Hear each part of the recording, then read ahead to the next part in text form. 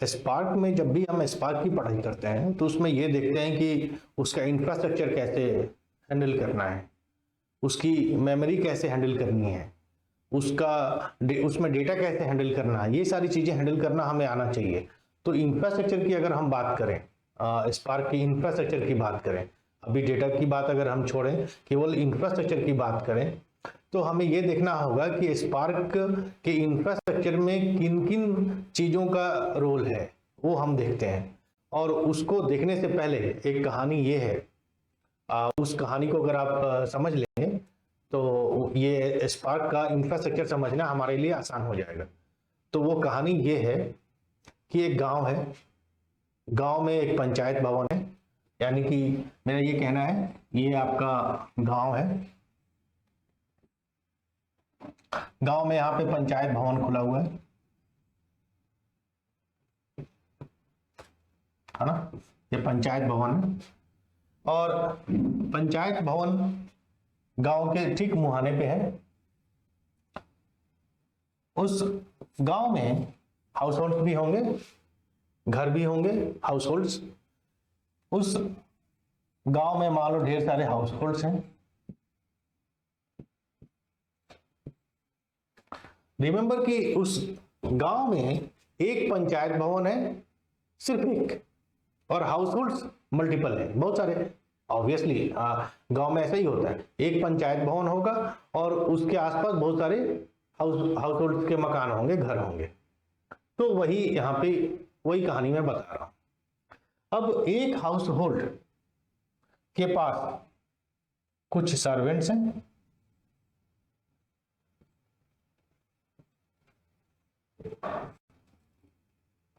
इस 3 सर्वेंट के ऊपर इस हाउस होल्ड का एक फैमिली मेंबर है,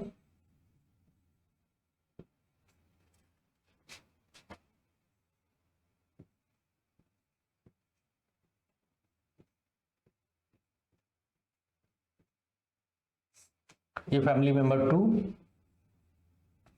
यानी कि 3 सर्वेंट को, यानी 3 सर्वेंट से काम लेने के लिए हमें एक फैमिली मेंबर की जरूरत पड़ेगी। इस हाउस होल्ड के एक family member can handle 3 servants, ये है सीन। ठीक इसी प्रकार इस हाउस होल्ड में अगर हमने 3 सर्वेंट दिए हैं तो कितने फैमिली मेंबर की जरूरत पड़ेगी? 1। सिमिलरली ऐसा सबके साथ। अब यहां पे इस पंचायत भवन में एक मुखिया जी बैठते हैं, जाहिर सी बात है पंचायत भवन में ही मुखिया जी बैठेंगे। वो यहाँ पंचायत भवन है,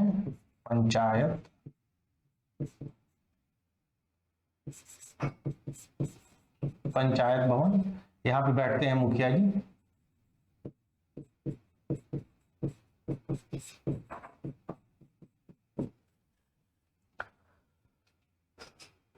कोई भी रूरल डेवलपमेंट ऑफिसर आता है तो वो सबसे पहले किससे मिलेगा? वो सबसे पहले मिलेगा मुखिया जी से।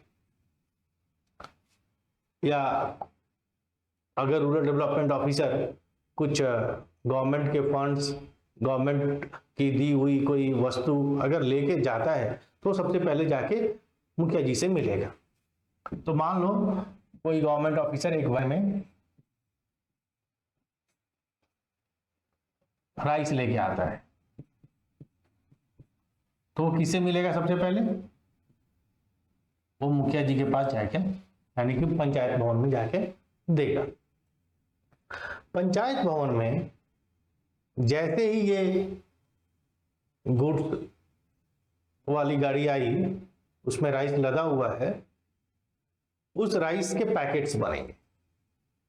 पैकेट्स की नॉर्मल साइज 128 MB की होगी। तो जितना भी डेटा हो वो 120 MB के पैकेट्स में बन जाएगा, ठीक है। और ये जब पैकेट बन जाएगा तो ये सारे पैकेट्स किसमें डिस्ट्रीब्यूट हो जाएंगे? हाउस होल्ड 1 में, हाउस होल्ड 2 में और हाउस होल्ड 3 में। क्योंकि उस क्लस्टर में इतने हाउस होल्ड्स हैं, हाउस होल्ड्स बढ़ भी सकते हैं, ज़्यादा भी हो सकते हैं। मैंने अभी 3 का एग्जाम्पल लिया, हो सकता है 10 हो, 15 हो, कितने भी हो सकते हैं, डिपेंडिंग अपॉन कि आपने क्लस्टर बनाते वक्त कितना ले रखा है, नंबर ऑफ नोड कितने हैं आपने डिसाइड किए हैं। तो ये जो एक एक हाउस होल्ड है दैट इज कॉल्ड नोड, और ये जो सर्वेंट है that is called CPU core, जहां पे कि टास्क एग्जीक्यूट होता है, ये सीपीयू कोर है। और ये जो फैमिली मेंबर है ये है एग्जीक्यूटर, जो कि इस पे एग्जीक्यूट करेगा। तो अगर आपको सीपीयू कोर पता हो तो आप बता सकते हैं कि फैमिली मेंबर यानी कि एग्जीक्यूटर कितने लगेंगे, क्योंकि 3 इन नॉर्मल केस, मैं जो भी बोल रहा हूं नॉर्मल केस में हो सकता है कि 4 सीपीयू कोर पे एक एग्जीक्यूटर को असाइन हो, यानी कि 4 सर्वेंट मिलके एक फैमिली मेंबर, 4 सर्वेंट एक फैमिली मेंबर हैंडल करता है, यानी कि 4 सीपीयू कोर एक एग्जीक्यूटर हैंडल करता है। अब मैं नॉमेनक्लेचर लिख देता हूं, और यहां पे जो मुखिया जी हैं ये और कोई नहीं, ये आपका मास्टर नोड है। बहुत सारे फंक्शंस होंगे, बहुत सारे जो काम हैं वो मुखिया जी ही खुद ही करेंगे, यानी कि मास्टर नोड खुद ही करेगा। अब कोई भी इंफॉर्मेशन देना हो इस गवर्नमेंट ऑफिसर को, जो गवर्नमेंट ऑफिसर यहाँ पे आया है ये राइस लेके, इस गवर्नमेंट ऑफिसर को अगर बात करनी है या कुछ देना है, रिपोर्ट देना है, वो कौन देगा? मास्टर नोड ही देगा, यानी मुखिया जी ही देंगे। तो ये जो गवर्नमेंट ऑफिसर है ये कोई नहीं है, आपका क्लाइंट है, जो आपके स्पार्क फ्रेमवर्क से आउटपुट लेना चाहता है, यानी कि हमारे तुम्हारे जैसे प्रोग्रामर हम वही स्पार्क फ्रेमवर्क में ही तो प्रोग्राम लिखते हैं और वही आउटपुट लेते हैं। तो कुछ ऐसे फंक्शन जो आउटपुट लेने वाले हैं वो मास्टर नोड पे रन करेगा, यानी कि जो मुखिया जी हैं that is called master node, और ये government officer that is a programmer. अगर उसे कोई आउटपुट लेना है या कुछ डेटा देना है तो मास्टर नोड पे ही देगा, यहीं से उसका आना लेना देना लगेगा, यानी कि ये देगा और यहीं से ये लेगा, मास्टर नोड से ही लेगा और देगा। ठीक है, तो राइस आया, अब इसके पैकेट बन जाएंगे। एक पैकेट की क्या साइज होगी? 120 MB। ये पैकेट्स बट गए, ठीक है, और ये जो पैकेट बना वो इन सारे नोड्स में, इन सारे ये जो हाउस होल्ड्स हैं 1 2 3, ये कुछ और नहीं, ये आपके नोड्स हैं, उस क्लस्टर के नोड्स हैं। मैं नोमेनक्लेचर लिख देता हूं, ये जो हाउस होल्ड्स हैं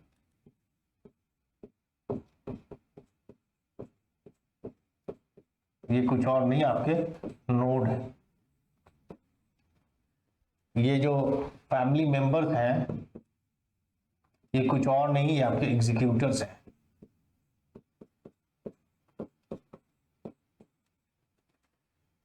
ये आपके जो सर्वेंट्स हैं ये कुछ और नहीं, ये सीपीयू कोर है।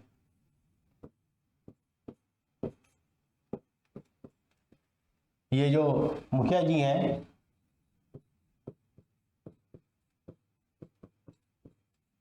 ये है आपका मास्टर नोड।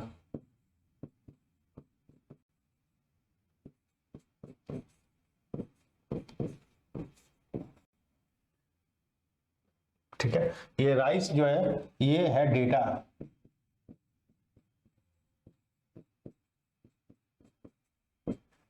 और ये जो पैकेट बना है ये है 120 MB का जो पैकेट बना है ये है ब्लॉक। ये है सारा का सारा सिचुएशन। तो आप इजीली इसे आइडेंटिफाई कर सकते हैं, कैलकुलेट कर सकते हैं।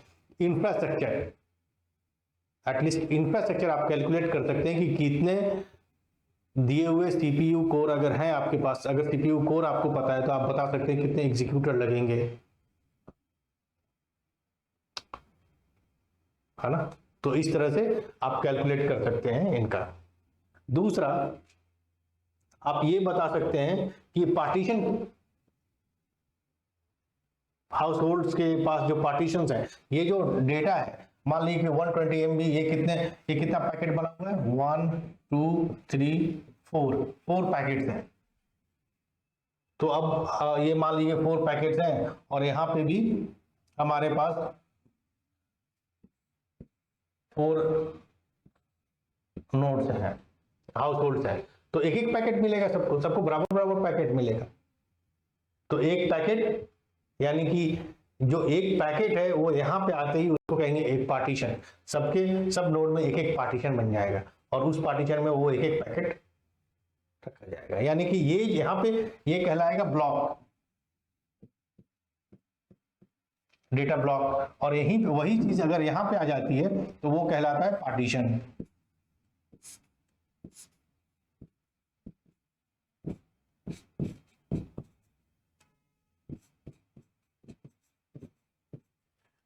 है ना, जितने ब्लॉक बनेंगे उतने ही पार्टीशन यहाँ पे बनेंगे। जितना मान लीजिए 4 ब्लॉक बना तो एक नोड को कितना मिलेगा, कितने ब्लॉक मिलेंगे, एक ब्लॉक मिलेगा। तो उसके पास कितने पार्टीशन होने चाहिए, एक पार्टीशन होना चाहिए। यानी कि उसके मेमोरी में एक पार्टीशन होगा, है ना। बस इसी तरह से ये सारा इंफ्रा का कंसेप्ट रन करता है। ठीक है, चलो आज के लिए इतना ही। Thank you.